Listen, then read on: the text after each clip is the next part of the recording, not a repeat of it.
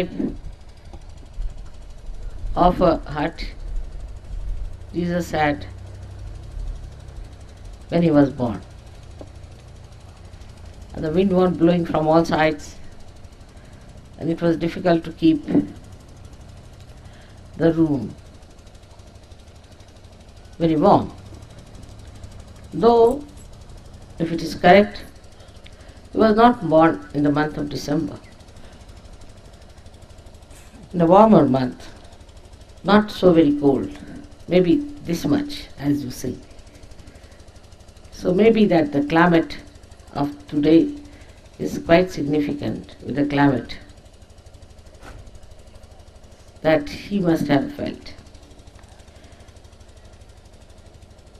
As for you people, you don't feel any discomfort in this climate, nor in these surroundings, nor in the Spartan living. He never felt any discomfort, nor his mother. When our attention is on our spirit, then we do not feel the discomfort of nature or of worldly things. This is the first sign when a Sahaja Yogi starts complaining about comforts, then the first sign is that he is not a Sahaja Yogi as yet. To begin with, you just get absolutely acclimatized with the climate and enjoy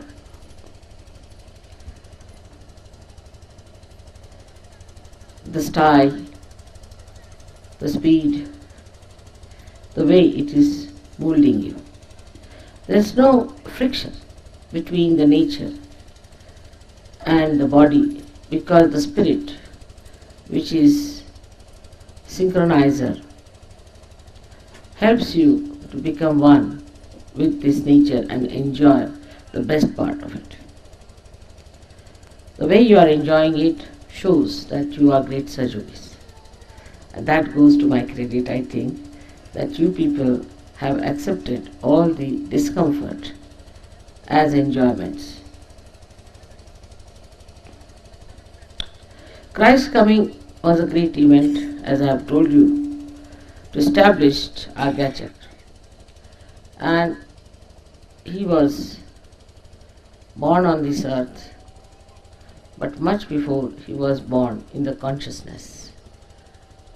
And that absolute consciousness itself took birth as Jesus Christ. To explain his life is only possible if you are realized souls. Otherwise you cannot explain Christ, what he was, how he worked. Still, it's very difficult to explain many things in Sahaja Yoga, as you know.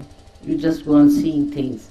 Today you saw fountains coming out of the lake, which nobody can explain. Even the engineer said they can't explain, nobody can explain it. It just happens that the water gets excited, feels the divinity, and starts pouring out its love in a bubbly manner. Can you imagine that even the water can feel it? You have seen how the light can feel it. In the same way, every element can feel it. All those elements are within us. The highest of all, as we say, is the light. Because light has an effect, and that is governed by Jesus Christ. Light has an effect. Light shows things that are correct. That's the one which makes us understand all the dimensions of worldly things. And ultimately, when this light comes from the Spirit and is enlightened by the Spirit, then you start seeing the other dimensions also, which sometimes make you laugh, sometimes make you smile, and sometimes make you cry also. Such a beautiful new dimension you have achieved through Sahaja Yoga. But it was all built in within you and you had to achieve it. People on the other side had to work very hard. Like Jesus Christ was born in a small manger to show that divinity need not be born in royal families, can be born in a manger, can be born anywhere, makes no difference to the divinity. But that has given some funny ideas to people that they are saying we should make ourselves miserable and we should give away everything to God. God doesn't want anything. He cannot have it. And you cannot give anything. It's a wrong idea that you become like a pauper and give everything to God. He doesn't want that. What He wants, that you have to be happy, joyous and enjoy. That's the main point. Also, if you give little bit, very little bit to God, then He gives you 100 times more. That's why you have to give a very wee bit to God. But you don't have to hang yourself by the trees to prove that you want to sacrifice. Christ has done everything for you. That's the beauty of His life, is that from the very beginning of His birth, He has shown that He has enjoyed no material well-being, as we call it. He has not enjoyed any worldly things as we know of. But that just means that He has done that for us to see that there is no need for us to hanker after worldly things. They will hanker after us. You don't have to worry about these things. What you have to worry is the spirit, the main thing. All his life, which was very short, I should say, he has been trying, he was very much interested in evaluating people, because he didn't know what sort of things these human beings are. He was a foreigner for these human beings. So he tried to evaluate, and in that evaluation he said many things which are very remarkable and one has to understand. One of the things he said, that don't throw your pearls before people who do not want to understand you. For Sahaja Yogis, it is important to understand that you should not talk about Sahaja Yoga to people who are anti-God.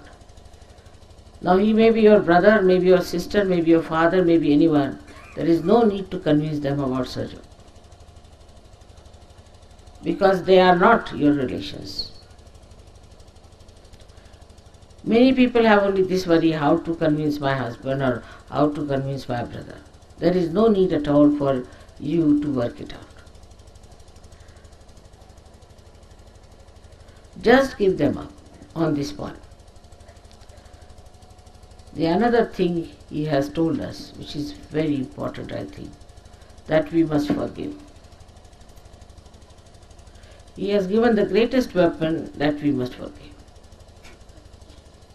Now it's such a practical thing to forgive. If you just forgive, the person doesn't exist anymore, and the person doesn't trouble you anymore, nor is he in your attention.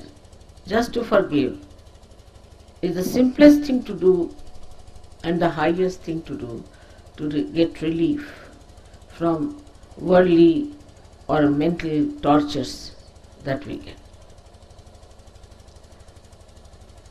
His life has been a story of spirituality, going through all kinds of turmoils and tortures all types of troubles that the spirit can go through to show that nobody can kill that spirit. As he said in the Gita, Nainam chidanti shastrani, nainam dahati pavaka, na chainam kledayantyapo, na shosayati maruta. It cannot be killed, it's an eternal life. And he tried to prove through his life the eternity. From the beginning to the end, he showed that spirit is above matter, that nothing can dominate spirit. It's a very big thing he has done for us, is to create such a big confidence in our spirit. He has proved it beyond doubt. I hope you people will understand and will not bother me or bother yourself with small petty things here and there. It's nothing important. Ask for bigger things, eternal things, valuable things. Also, I am very happy that you like this place and you are enjoying yourself here very much. And today we have declared so many marriages. There have been so many events in this short time. So I would like to bless you all for this Christmas Eve, and I wish you all a very happy Christmas and Happy New Year.